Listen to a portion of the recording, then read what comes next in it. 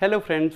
तो हम लोग चर्चा कर रहे हैं कम्युनिकेशन स्किल्स की, और इस चर्चा में हमने जाना इस पूरी प्रक्रिया में कम्युनिकेशन एक प्रोसेस में जिसको हम संचार प्रक्रिया कह रहे हैं, उसमें कौन कौन से तत्व होते हैं, जिसमें हमने sender, message, medium, receiver, feedback, encoding, decoding ये सब जाना।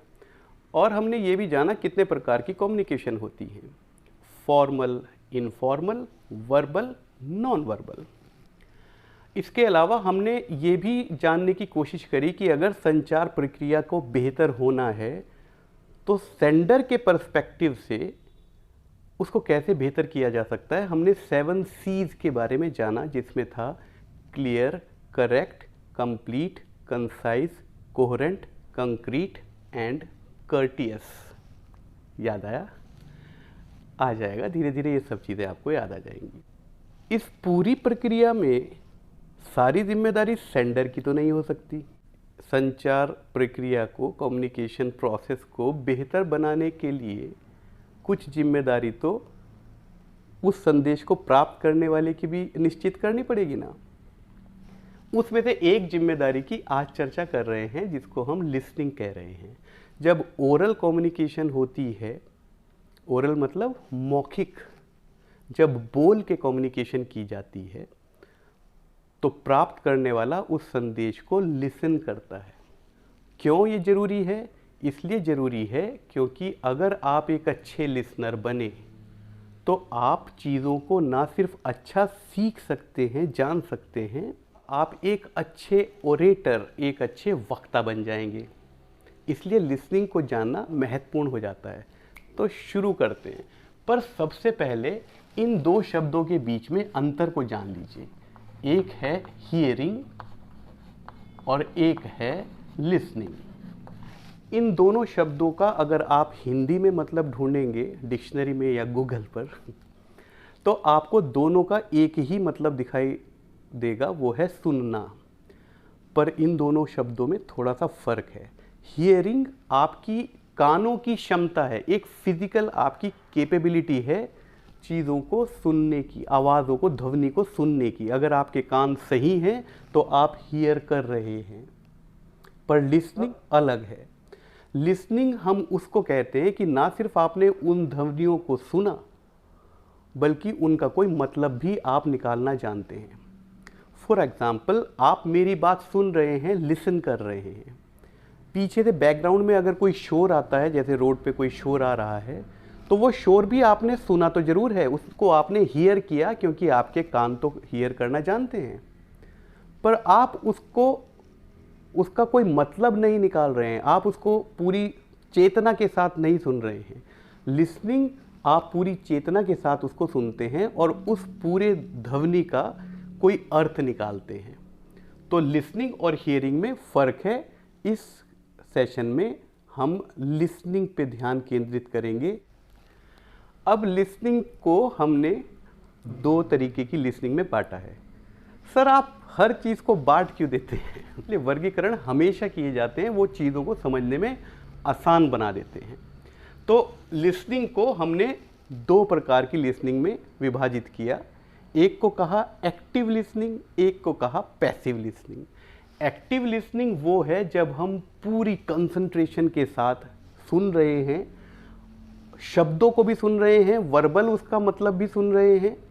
नॉन वर्बल कम्युनिकेशन के जितने चैनल हैं वो भी सारे ओपन हैं। वॉइस, पिच, आपकी बॉडी लैंग्वेज, फेशियल एक्सप्रेशंस, हर चीज़ पर हम पूरा कंसंट्रेशन दे रहे हैं और तब हम उस पूरे संदेश का एक मतलब निकालने की कोशिश कर रहे हैं। एक अच्छा लिसनर हमेशा एक्टिव लिसनिंग ही करेगा। पैसिव लिसनिंग क्या है? हम चीज़ों को सुन रहे हैं, संदर्भ भी हमें पता है, पर हम पूरे कंसंट्रेशन के साथ उसको नहीं सुन रहे हैं, पूरी नॉन वर्बल कम्युनिकेशन को हम नहीं देख रहे हैं। सो पैसिव लिसनिंग में हम सुन लेते हैं सारी चीज़ों को, लेकिन हम पूरी तरीके से इन्वॉल्व नहीं है उसके अंदर। हम कोई सवाल भी नहीं पूछेंगे तब।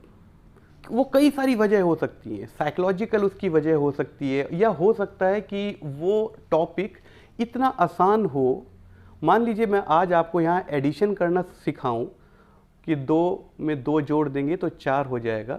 आप लोगों के लिए वो चीज़ें इतनी आसान हो जाएंगी कि आप उसको पैसिव लिसनिंग करने लगेंगे। एक्टिव लिसनिंग में हम इन्वॉल्व रहते हैं, कोई हमें डाउट होता है, कोई हमें शक होता है तो हम सवाल पूछते हैं। जबकि पैसिव लिसनिंग में हम एक्टिवली इन्वॉल्व नहीं होंगे और हम सिर्फ लिसन कर रहे होंगे। चलिए अब थोड़ा सा और इस बारे में आगे जानने की कोशिश करते हैं। आपको लगता है हम कई प्रकार की लिसनिंग करते होंगे? एक्टिव और पैसिव के अलावा कोई परिस्थितियां ऐसी हो सकती हैं जिसमें हम अलग अलग तरीके की लिसनिंग करते हों? हैं ये हैं वो 4। ये परिस्थितियों के अकॉर्डिंग हम इस तरीके की लिसनिंग करते हैं। कॉम्प्रिहेंसिव लिसनिंग, जिसको इंफॉर्मेशनल लिसनिंग भी कहते हैं। इंफॉर्मेशन कोई सूचना, जब भी हम किसी सूचना को ग्रहण करने के लिए, किसी शिक्षा को ग्रहण करने के लिए, किसी नई सीख को ग्रहण करने के लिए जब हम लिसनिंग करते हैं तब हम कॉम्प्रिहेंसिव लिसनिंग कर रहे होते हैं। फॉर एग्जाम्पल, आपकी क्लासरूम की लिसनिंग। आप एक नए विषय में जानकारी हासिल कर रहे हैं, आपके अध्यापक, आपके अनुदेशक आपको वो सूचना प्रोवाइड कर रहे हैं, तब हम नई जानकारी और नई सूचना को ग्रहण करने के लिए जो लिसनिंग करते हैं उसको हम कॉम्प्रिहेंसिव लिसनिंग कहते हैं। इसको इंफॉर्मेशनल लिसनिंग भी कहते हैं। या आप रेलवे स्टेशन पे हैं और आप ये एक अनाउंसमेंट को सुनना चाह रहे हैं कि आपकी ट्रेन इतने घंटे लेट है और वो इस प्लेटफॉर्म पर आएगी, तो इस सूचना को आप ध्यान देकर इस नई सूचना को प्राप्त करना चाह रहे हैं। इंफॉर्मेशनल लिसनिंग कहते हैं इसको। तो वो होती है आपकी कॉम्प्रिहेंसिव लिसनिंग। इसको हम इंफॉर्मेशनल लिसनिंग भी कहते हैं। अब बात करते हैं क्रिटिकल लिसनिंग की। क्रिटिकल लिसनिंग हम तब करते हैं जब हमें उत्तर देना होता है। कोई बात सुन के उसको एनालिसिस करके, उसका विश्लेषण करके हमें कोई जवाब देना होता है, कोई उत्तर देना होता है। ऐसी लिसनिंग आप इंटरव्यू में करेंगे, आप किसी वाद प्रतियोगिता में करेंगे। आपने टीवी में लाइव डिबेट देखी होगी, उसको हम कहेंगे क्रिटिकल लिसनिंग। और इसको इवैल्यूएटिव लिसनिंग भी कहते हैं। थर्ड टाइप की लिसनिंग है एप्रिशिएटिव लिसनिंग।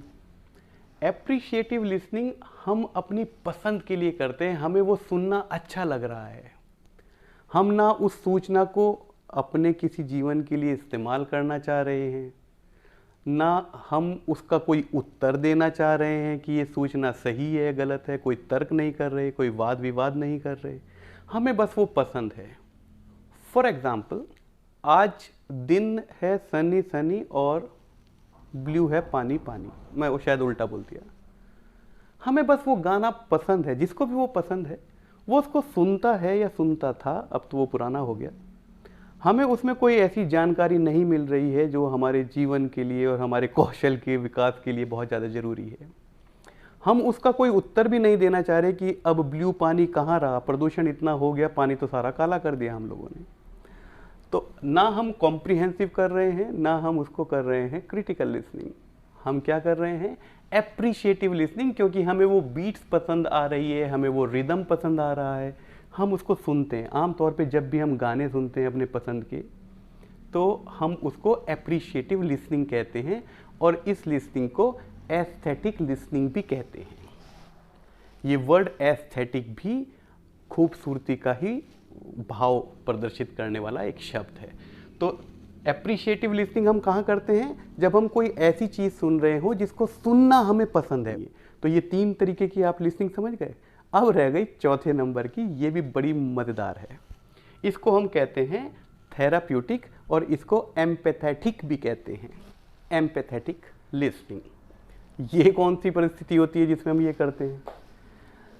आपका कोई दोस्त आपके पास आया, वो अपनी कोई परेशानी आपको सुना रहा है, इसलिए नहीं कि आपसे उसको कोई मदद चाहिए, बस ऐसे ही बता रहा है कि यार आजकल मैं बहुत परेशान हूँ और मैं इस समस्या में फंस गया हूँ, समझ नहीं आ रहा कैसे निकलूँ। मेरे बॉस जो हैं उन्होंने मुझे एक टारगेट दे दिया है और उस टारगेट को अचीव करना समझ नहीं आ रहा कैसे, इम्पॉसिबल लग रहा है।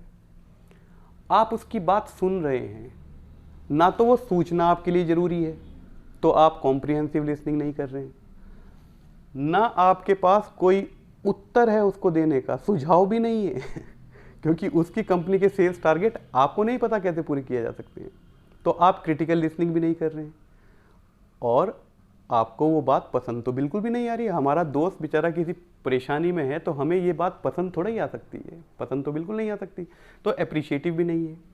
तब ये थेराप्यूटिक लिसनिंग कहलाती है और इसको हम एम्पैथेटिक लिसनिंग भी कहते हैं।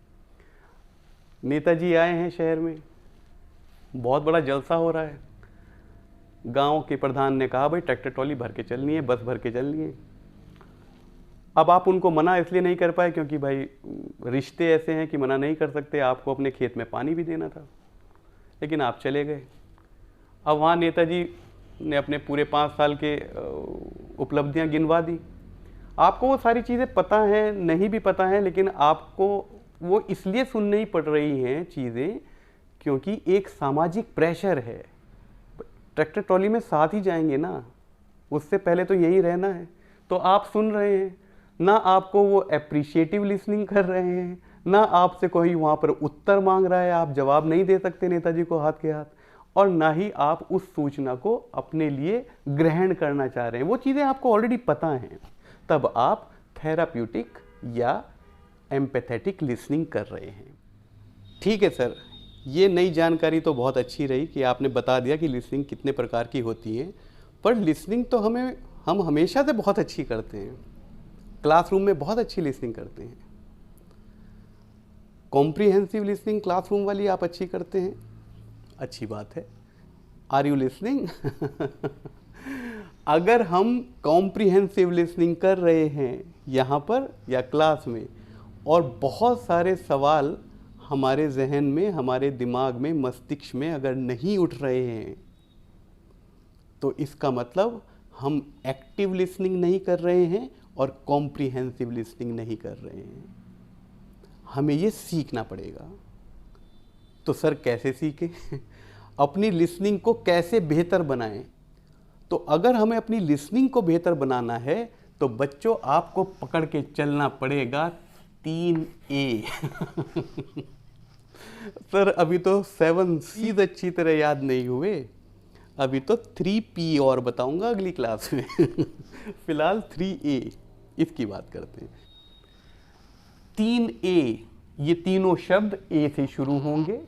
पहला है योर एटीट्यूड, दूसरा है योर अटेंशन और तीसरा है एडजस्टमेंट। इनको हम कह रहे हैं 3A ऑफ लिसनिंग। परीक्षाओं में ये सवाल बहुत आते हैं, ज़रा ध्यान से बच्चों। 3A ऑफ लिसनिंग में, और ये इसी क्रम में होंगे, तीनों शब्द A से शुरू हो रहे हैं और तीनों इस क्रम में ही समझे जाएंगे। ऐसा नहीं हो सकता आप एडजस्टमेंट को पहले कर दें, अटेंशन को बाद में कर दें। पहला शब्द है एटीट्यूड। एटीट्यूड क्या?